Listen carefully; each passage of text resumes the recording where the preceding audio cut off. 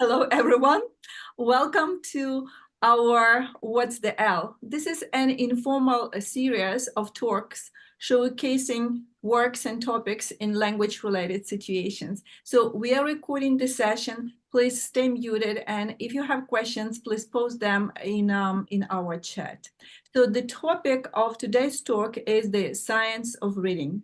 I'm Laura Bobrova, the director of the linguistics program, and it's my pleasure to introduce our guest speakers. Dr. Michelle Kosmach, the clinical professor in teaching, curriculum, and educational inquiry, and the director of the Learning Lab. And Heather Grimes, doctoral candidate and coordinator of the Learning Lab.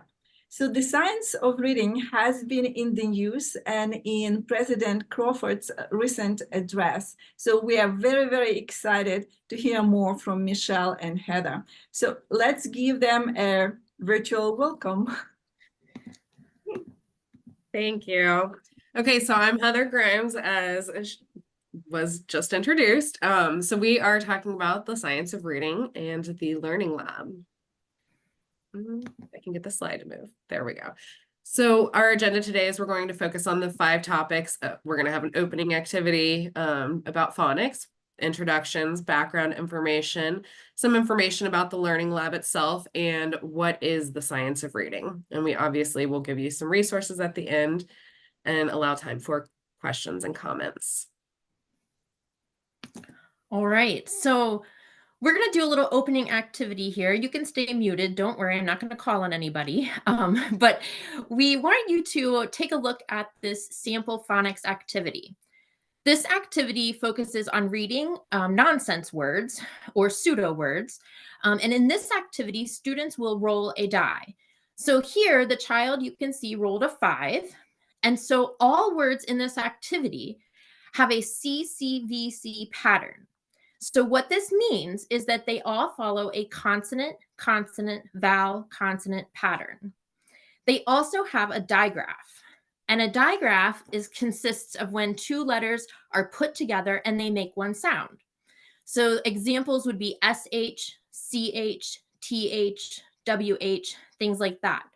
So in your head, I want you to go ahead and look at row 5, and I want you to try to read the words in your head from line 5. I'll give you a minute to do this.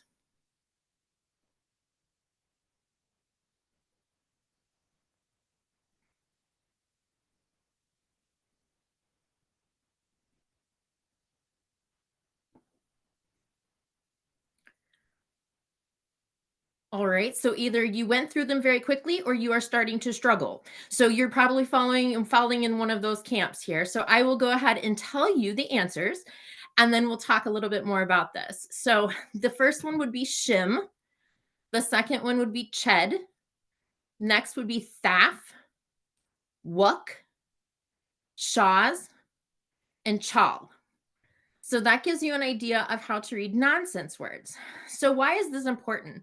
Well, this is an example of how literacy skills must be explicitly taught.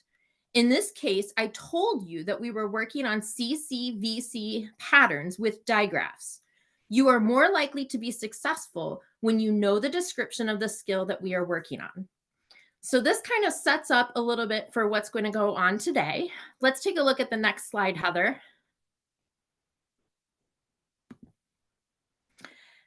All right. So looking at this slide, this is going to take a closer look of how we view and interpret words. So here you can see that the phonemes in the word harpist are H or H, A, and you can see them listed there.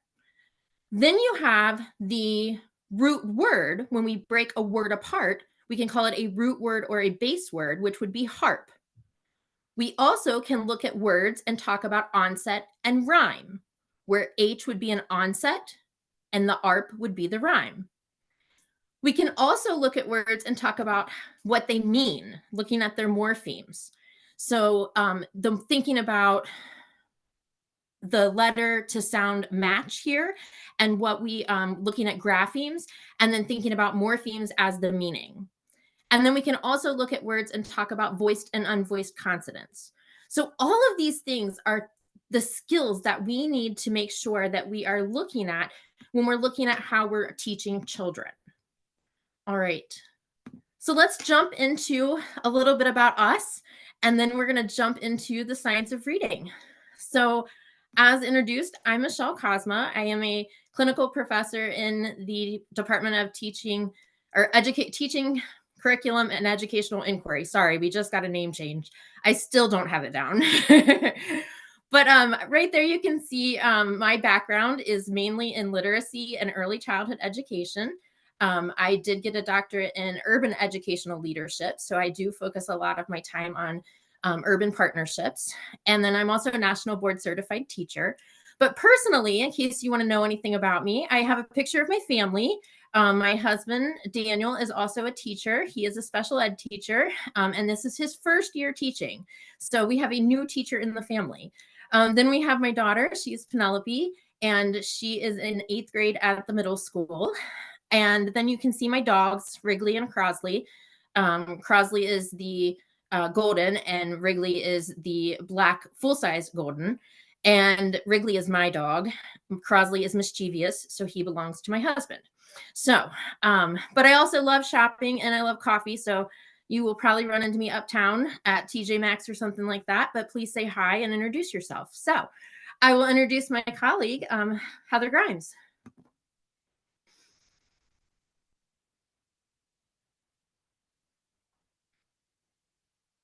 All right, Heather, go ahead.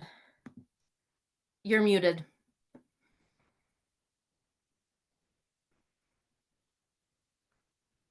Thank you. Sorry, I couldn't get, since I'm presenting, I couldn't get the other controls to show up. Anyway, so my name is Heather Grimes. I am the coordinator of the Learning Lab. I got my bachelor's degree in middle childhood education, math and reading, or English language arts, and then with the reading endorsement. I got my master's in education and reading and curriculum and instruction from Grand Canyon University. And I am currently in my education or my EDD program for educational leadership here at Miami. You can see my family. I've my husband, my daughter is about to turn 6, but she has the attitude of a 16-year-old. And then I've got my 4-year-old son. We have our dog Rocky. We're a very busy family with, I'm the head coach of my daughter and now my son's soccer team. He's joining this season. She's in Girl Scouts and dance. Plus we do tutoring through the Learning Lab at night. So we're a very busy family. Thanks, Heather. Yep. All right, so let's chat. Can you enter in the chat? We'd love to know what departments everyone's from.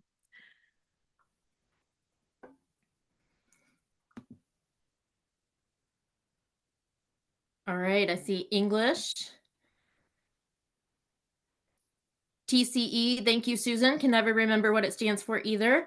Yes, with you. Language, literature, and writing. We've got ACE, Education, Health, and Society at the regionals. Hi, Amy. Spanish and Portuguese. We've got people from everywhere, Heather. This is fantastic. I'm so excited to talk with people that are not just in education. Yes. All right. Excellent. We'll keep putting those in the chat and we will go ahead and move on. All right, let's take a look at some background information. So looking at this graph, reading instruction has drastically changed since the 1600s, and as it should. We continue to conduct research to determine the best ways to provide instruction. And as you can see here, the last big push in literacy was for an approach called balanced literacy. This approach uses mostly leveled readers to match students to books on their reading level. And instruction often uses a guided reading approach, has word walls in the classroom, and often uses an inquiry-based approach to learning, to read. Now that research has advanced, we know that this is not the best way to teach reading. The science of reading suggests using a structured literacy approach. In this, learning is explicit and systematic. So let's learn a little bit more about what the science of reading is and what it is not. All right. So this graphic from the National Center on Improving Literacy provides a few key points for what the science of reading is and what it is not. So when we look at this, let me make this bigger because I can't read that on my tiny screen. All right, there we go.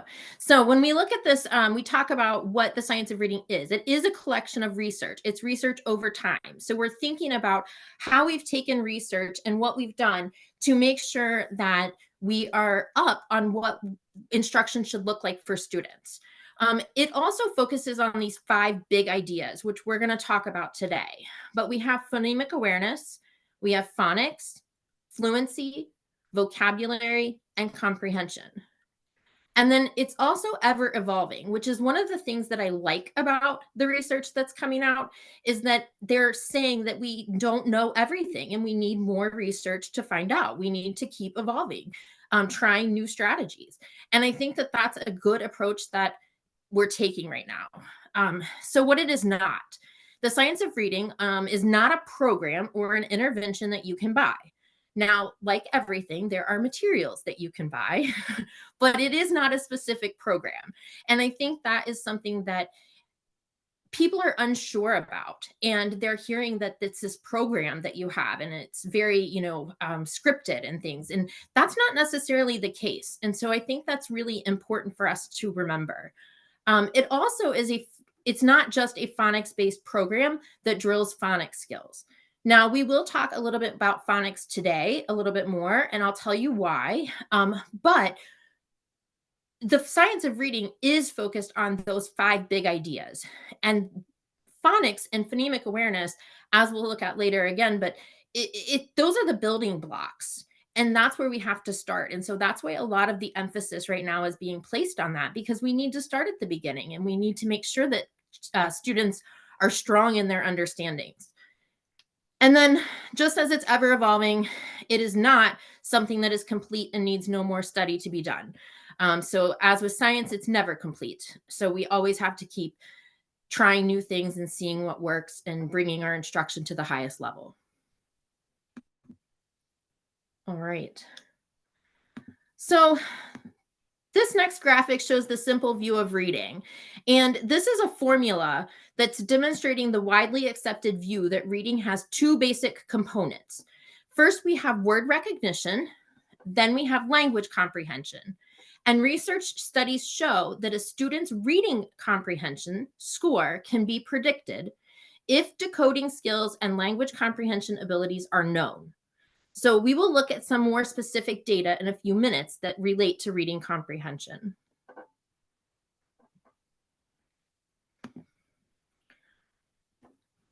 So thinking about science and thinking about the brain, this image shows the brain and how each lobe contributes to literacy learning. So one can infer that if each skill requires a separate part of the brain, then shouldn't we exercise all parts? So this provides a great example of the science of reading research.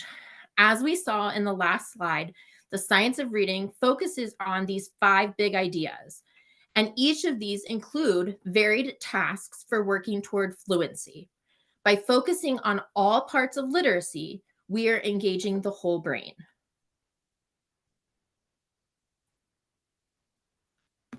All right. So take a look at this. And I love this graphic, one, because it's teacher friendly. It looks like teachers, doesn't it? All the pretty colors. But anyways, this gives you an idea of what structured literacy is. So we're looking at instruction that is systematic and cumulative. And so we want to make sure that we are organizing our lessons in a logical way, organizing our teaching in a logical way. We can't just throw things together. We have to make sure that it's developmentally appropriate for the students. We also want to make sure we have a sequence that we're using to progress through the concepts, making sure that we're starting with the easiest and moving toward more difficult concepts. And then we also want it to be cumulative so that each lesson builds on the previous lessons. No more of this, thinking about tutoring, which we'll talk about, but no more of this just one-off lesson, that we're going to do out of the workbook. Like, we want to make sure that this is really something that is systematic and appropriate for the student at that time. We also want to make sure that instruction is explicit, and we also want to make sure it's diagnostic. And one of the things that I love about the science of reading is that it is very diagnostic. We're looking at assessment data, but we're not just looking at numbers, we're looking at lots of different data. And Heather will give examples of some of that. But we're looking at data to figure out what we need to do for students. And I think that that's a really important part that sometimes it gets missing. We just think that students should be on this level and this is what we should teach them, but that's not always the case. Students come in at all different levels. And so we need to make sure that we're meeting them where they are. Well, and not only that, a lot of times we collect the data, but then that's it. Mhm. It's not used. This is making sure that we're using it as a diagnostic assessment. Otherwise, what's the point of having the data if we're not going to use it to inform our instruction? Exactly.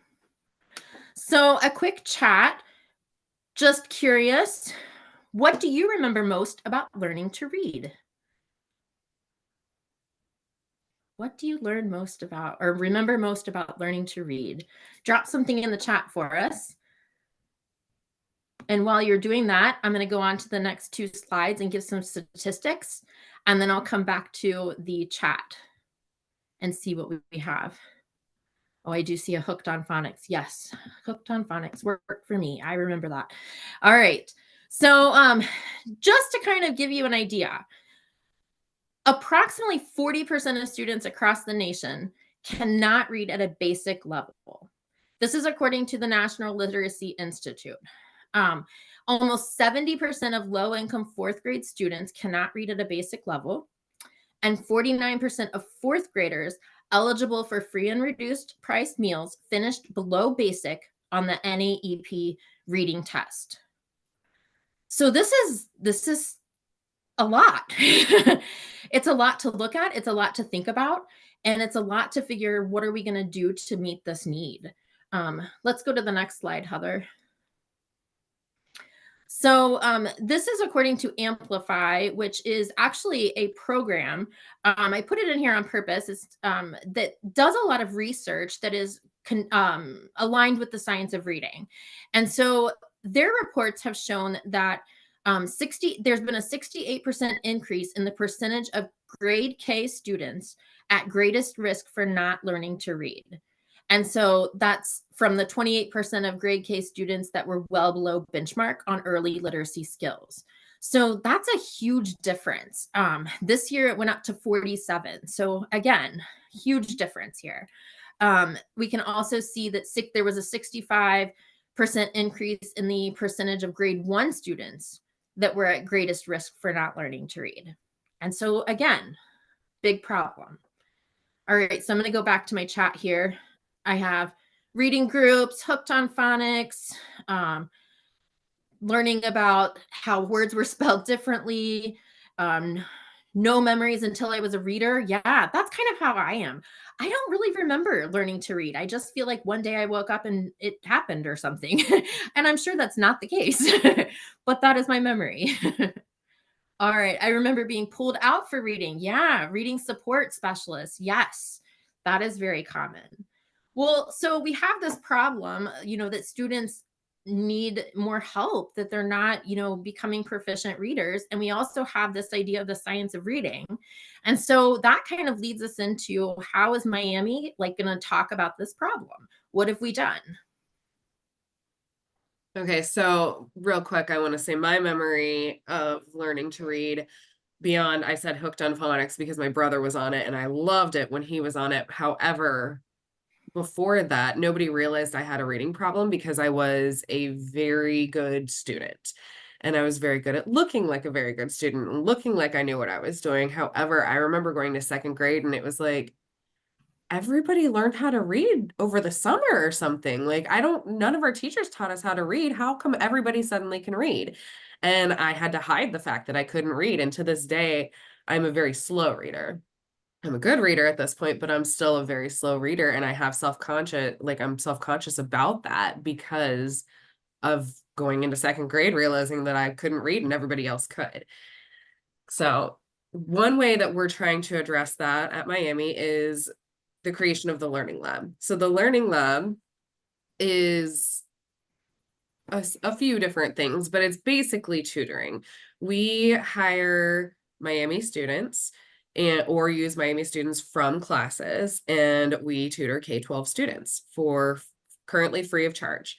Luckily, we have a grant from the Ohio Department of Education with ESSER funds, and that is ending at this summer. So we'll still continue to use America Reads and America Counts, which is federal work study, but that does significantly change the amount of tutors that we can use. So we're hoping that things will roll out where we can continue to make these numbers, because look at this. We've already impacted in just a year and a half, 800 K-12 students we've tutored. We have trained 229 Miami students to tutor. And that is, we start with the science of reading. We start with training. They have a training with me through a Canvas course that I have, and I explain, the basic idea, because not all of our tutors are education students. We have tutors who are architectural students. We have a lot of engineering students. Those are my math people though. We have students throughout the entire university. And so we talk about reading and how they learned to read, and just how reading should be taught now, explicit instruction. They go through training with UFly Foundations, which is the method that we are using or that's the actual textbook that we're using with our tutoring for decoding skills. Not all science of reading, just the decoding aspect of science of reading. So all of our tutors are trained with that. And in 2024, this spring, right now, we are doing over 300 hours of tutoring a week. We have over 5,000 hours of tutoring scheduled just this semester. So it's very exciting. We're finally making that impact. When students come to the Learning Lab, we have people reach out from the community, or we are partnered with various schools, and I'll get to that in a few minutes. But a student comes and we get a family feedback form, or they send them a teacher feedback form for the teachers to let us know where they see the struggles for the students, because they're with them more than us. And then we get their schedule, connect it with our tutors, and we get their schedules or their sessions scheduled, sorry. During the tutoring, the tutor first conducts some assessments. So we use easy CBM assessments and spelling inventories to begin with. That's K through 8. If we're tutoring high school, it's a little different, but mainly for K through 8, we start with those assessments to determine the student's needs. Like we said, your instruction needs to be informed by that data. So then our tutors are also trained on how to read that data and determine where their gap is. If it might just be that, they're in kindergarten and they haven't learned diphthongs yet. They don't know what a CH sounds like. And that's okay. But it might be that they're in 4th grade and somehow they never learned about diphthongs. And so they might know all of the rest of the decoding skills, but they're just need a lesson on diphthongs. They just need to get that out there in their brain. So determining the student's needs and then creating that tutor cycle. So we have various tutoring cycles depending upon the student's needs, and we have those goals and get that tutoring cycle started. Sorry, that was a little repetitive. Next, the tutors conduct post assessments or benchmark assessments, and we use those assessments to determine if we need to move forward in the curriculum or if we need to review other things. So again, data, using that to inform our instruction. And then finally, at the end of an entire term, since our tutors are Miami students, we go by the semesters. So at the end of the term, we make sure that our families get a report to let them know what was gone over, where the student is right now, what steps could benefit them in the future. So just kind of to let them know where they stand. We use a cultural and linguistic acquisition approach through the structured literacy plus approach. We make sure that our tutors are not just going straight into the curriculum. They build that rapport first with our tutors, because no student is going, well, some students, but the most students aren't going to just meet on a screen, because our tutoring is all virtual, almost all. virtual. So they're meeting with this random college student through a screen and have to give their attention to them. They need to build rapport, just like all teachers need to build rapport with their students, but especially when you're going through a screen. I think COVID taught many of us that.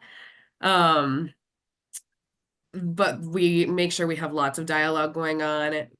My tutors know that in order to keep a student's attention, you need to have that student responding at least every 60 seconds. So this is not, even if they're modeling something, there still needs to be that dialogue within the modeling.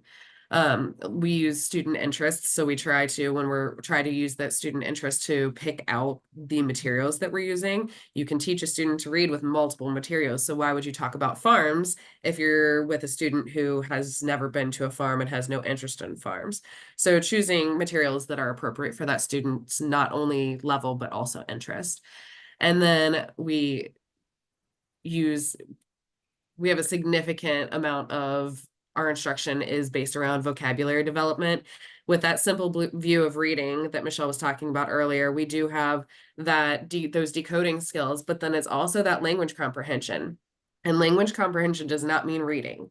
If students don't have a very big vocabulary when they come into kindergarten, that right there sets them back. So creating that vocabulary, that language acquisition is very important. We also support students who are English language learners. Our tutors, like I said, we do quite a bit of training with our tutors, and we are curricular and data focused. So those interest surveys we talked about earlier, we send them to the teachers, the family, and we're working on some student ones. The student ones are a little harder since we have some students who they're in it because they can't read. So it's harder for them to respond to those interest surveys, but we're working on the student ones. We do have a varied program design. We do one school, they get off the bus, grab their breakfast, and then join into tutoring for half an hour before 3 days a week before school starts. We have some tutoring that happens during school, whether it's in an intervention block or however it works best for that school.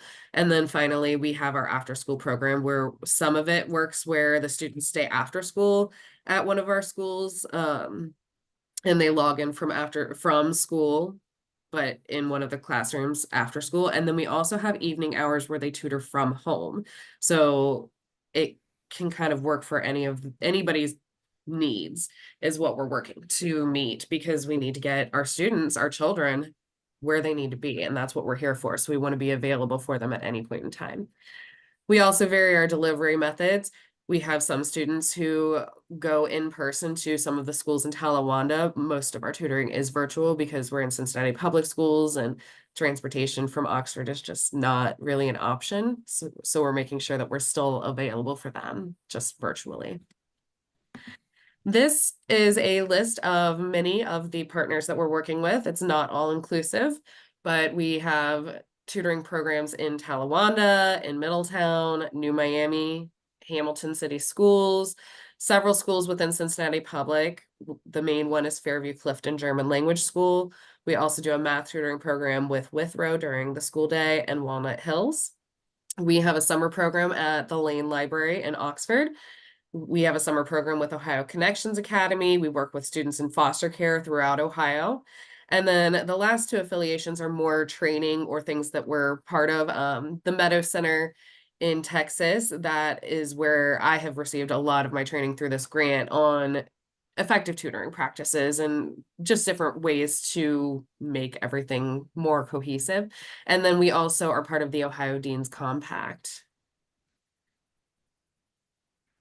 So with the Ohio Deans Compact, we received a grant in the Learning Lab. Michelle, me, and Dr. Eva Howard, we got a grant to alter the design or redesign our adolescent literacy coursework to align with the science of reading and Ohio's plan to raise literacy achievement. We also are helping other IHEs, excuse me, develop some material for their courses as well. All right, so let's dive in a little bit even more deeper, and let's find out a little more about the science of reading and the 5 big components. All right. So the science of reading, as we learned, is composed of 5 key components of literacy. And a large emphasis, like I said before, is placed on phonemic awareness, phonological awareness, and phonics because those are the building blocks for reading. But of course, we've already learned that the science of reading is not just about these 3 concepts. We also need to consider fluency, vocabulary, and comprehension. So let's take a look at each of these. All right. So phonemic and phonological awareness refer to skills that ask students to understand sounds in words. So oftentimes we can consider these, and I tell my students this all the time, but these are types of skills that we can do with our eyes closed. And so we're thinking about these skills. We want the students to be very focused on various levels of understanding. So when we look at the graphic here, we can see that this idea of phonemic and phonological awareness is actually like an umbrella. This is an image that is very frequently used in education. But this umbrella of ideas, of concepts that we need to learn in literacy. And so we can focus on the word level, the syllable level, the onset and rhyme, or the phonemic awareness level. And so you can see that there's different things that the kids would be doing for each of these specific levels. So again, we're not looking at instruction that is saying, let's guess the word. Let's take a guess and see what we think it might be. We're actually looking at the makeup of the words. We're looking at what sounds, how sounds are made, and how we can rhyme and things like that. We're looking at those specific tasks within phonemic and phonological awareness that will help them become better readers and help build those building blocks, like I said before. All right, let's take a look at the next one. All right, so as I said before, the phonemic awareness and phonological awareness is really what you can do with your eyes closed. So the minute that we add words to the activity, we are now focused on phonics.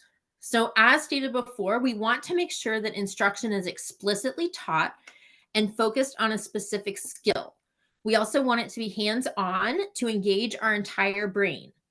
So thinking about that brain before, thinking about those skills that kids are working on and how those help each other and help your brain develop. So this activity here is working with CVC words. So again, we're looking at a consonant, vowel, consonant pattern. And so looking at these words, students have to identify the grapheme that matches each phoneme to create the words. So CVC words have 3 phonemes. So if we look at the first word, cat, we would actually count the sounds, k, a, t, and we get 3 phonemes or sounds. The letters are the actual graphemes. That's what's representing the phoneme. So here students would have to figure out what those words were, and they put them into sound boxes so that they can create sounds for each of those, or create a grapheme that represents each of the 3 sounds that they can count. So for instance, if the word was book, there would still be only 3 sounds, even though there's 4 letters, because there are 4 graphemes, but there are 4 letters, but 3 Yes. graphemes. Yes. Yes, correct. All right. So thinking about fluency, we have this idea that fluency includes 3 parts. One of the misconceptions about the science of reading and many other philosophies, or I guess you should say assessments, is that we want kids to read fast. And that's just not the case. We actually want them to be accurate. We want them to have an appropriate reading speed, and we want them to have prosody. And so I always talk about this with my students and saying that we want to read the way we talk. We don't want to read like a robot. We want to read the way we talk. And so focusing on fluency in reading is really important because we have so many things that we can become fluent at. We can talk about just reading itself and talking about the accuracy, the speed, and the prosody of your reading like an out loud reading assessment, we can also talk about their fluency with sounds or with letters. And so we want this idea of fluency to be all encompassing of the literacy program. We want to make sure that we're including fluency in everything that we're doing. All right. And then next we have vocabulary. And Heather talked a little bit about this before. We focus a lot on vocabulary. It's one of the things that I think really helps a student become a better reader. You can look at some of the statistics here about 3 different types of students. We have student A, student B, student C.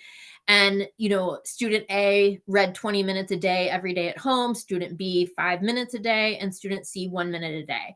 And when you look down, you can see how many hours they've read, and you can also see what their expected standardized test score will likely be. And you can see there's a huge gap that just keeps getting bigger. I am very interested in the part of the words that they will hear. So almost 2 million words for student A compared to 8,000 words for student C. That's a huge difference. So we need to make sure that if they're not reading at home, for whatever reason that might be, we need to make sure that we're doing something to help those students get where they need to be. And so that's again where the Learning Lab comes into play of providing that service for our community.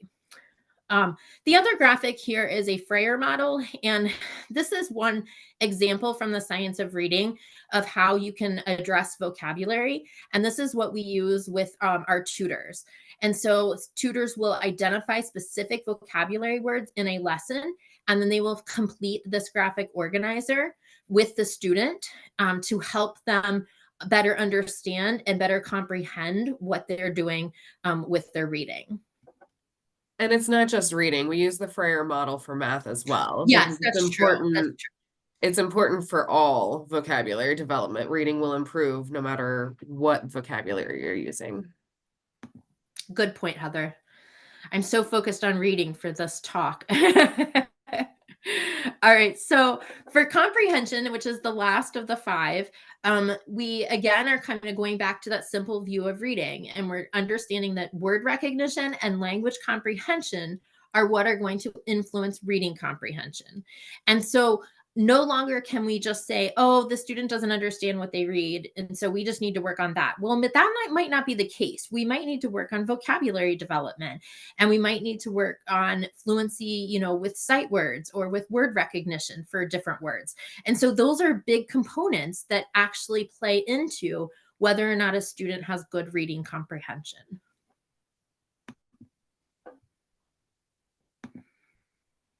Okay, so one thing that the Learning Lab has done beyond tutoring is created a resource room. We have that in the Engaging Technology Lab in McGuffey Hall, which is room 214. We have lots of books, manipulatives, we have some textbooks. Our students, like I said, our tutors can check out the UFly manuals plus writing tablets. We have fidgets, we have sand, we have glue, we have all kinds of manipulatives, all kinds of anything, decodables. For instance, in the middle of the screen, you can see the ABC boxes, and those are tactile. And so the student, not only can they touch and feel it, but it also tells them where to start their letter formation, which is an early skill that I never thought about until I was a middle school teacher, mind you. But my daughter came home from preschool and she was writing her letters, but it was sloppy. I mean, she was in preschool. But then I realized she was starting at the bottom of the line every time she wrote a letter.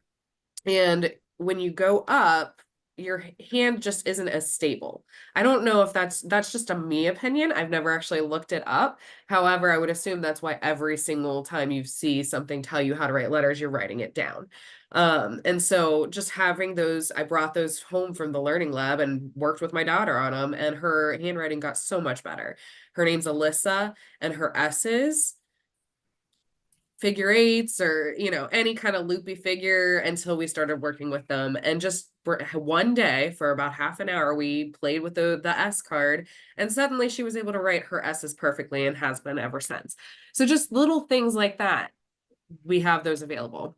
So we have a QR code here that you can scan if you'd like to join. Since we're not part of the like King Library, the library system, we have our own checkout system. So if you'd like to join our and check things out from our resource room, please feel free, and we can send that out as well.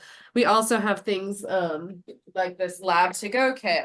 I have one pictured there where we have this cycle. So in this, it has a 10-day cycle. This one that I'm holding up is place value for first grade. And it has a book, because we have a book, and no matter which subject we're reading, there's always going to be literacy involved. And then it has the materials for 10 days worth of lessons. So we have some of those lab to go kits in our room as well. Some other resources, if you're interested in learning more about the science of reading, but you don't want to take letters training or Orton Gillingham training, there is in Ohio, you can go to allohioliteracy.org, and you can they have free modules on the science of reading. And you can get a certificate, I believe, at the end of that training, and that is free completely. So that is something that would benefit anybody who's interested in learning more about the science of reading. The Center for Reading Science at Mount St. Joe also often puts on free seminars that you can take via Zoom. And then also the Florida Center for Reading Research has a lot of good materials. We send our tutors there a lot to get some good materials to use for tutoring. Okay, so another chat. Let's name one thing that you maybe understand better about the science of reading now that we've talked. Or questions you may still have.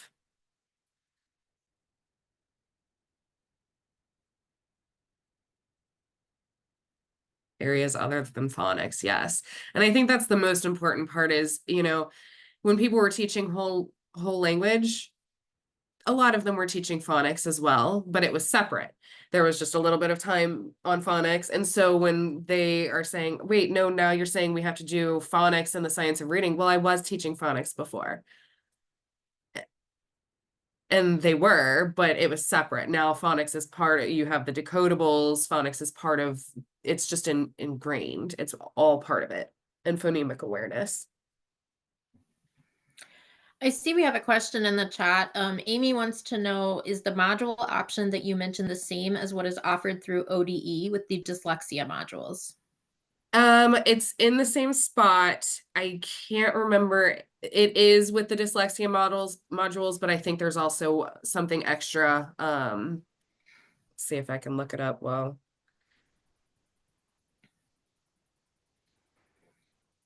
Great question, Amy. Thank you for asking. Oh, I can't because I'm presenting. All right. Well, we want to say thank you to everyone, and we want to leave time for questions or comments. We will stay on the call, so feel free to join us. If you want to get a hold of us, you can get there by doing MU Learning Lab at miamioh.edu, and you can email us. We would love to talk more about this, and hopefully you got some information that you were looking for in our presentation. So thank you so much. What questions do we have? Amy, I have an answer. So on All Ohio, there are the foundational literacy modules, and I believe that has the dyslexia. So it has the simple review of reading and understanding dyslexia. And then there's more that are on their way. So if you took the simple view of reading and understanding dyslexia, then you've taken what I talked about. There also is some modules on primary literacy and adolescent literacy. Okay. On there as well. And those have more about, like, we have the simple view of reading is the first one still, but and then instead of going to the dyslexia one, understand dyslexia, then it's the why of teaching phonics and word recognition, the what of it, the how of it. Okay. So it has a lot more in there than just the dyslexia, but that is in the same spot. Okay. Thank you. You're welcome. And we chose not, and I just want to say this too, because it's come up a couple times. We chose not to put information about dyslexia in our presentation because I feel like that's a whole presentation on its own. So I I just want to agree. make that clear that there is so much out there, and science of reading is definitely connected to the new dyslexia laws and things. So that's another aspect that you could definitely look at. So if you're interested in learning more, I would highly recommend looking into the new dyslexia law and the information surrounding that The dyslexia guidebook is in gonna the give you a lot dyslexia of that guidebook. Yeah. information, yeah. No. So, yeah, go ahead, Heather. No, Miami does not have a science of reading certification program right now. We are adding science of reading into our courses. I think that's the first part, is just getting our future teachers having that science of reading, so that when they go in to be teachers, they're starting off right. So I think that's kind of where we are right now, is just getting the undergraduate classes aligned with the science of reading. But that is something that I know Michelle and I have talked about getting. I'm in the middle of letters training right now, but letters training doesn't allow you to become a trainer because they're just letters. Like if you're a letters trainer, you're a letters trainer. Versus Orton Gillingham, that one, once you get through the process, then eventually you can become a trainer. So we have looked at the process, but that's kind of as far as we are right now. Everything's in the works, I guess you could say.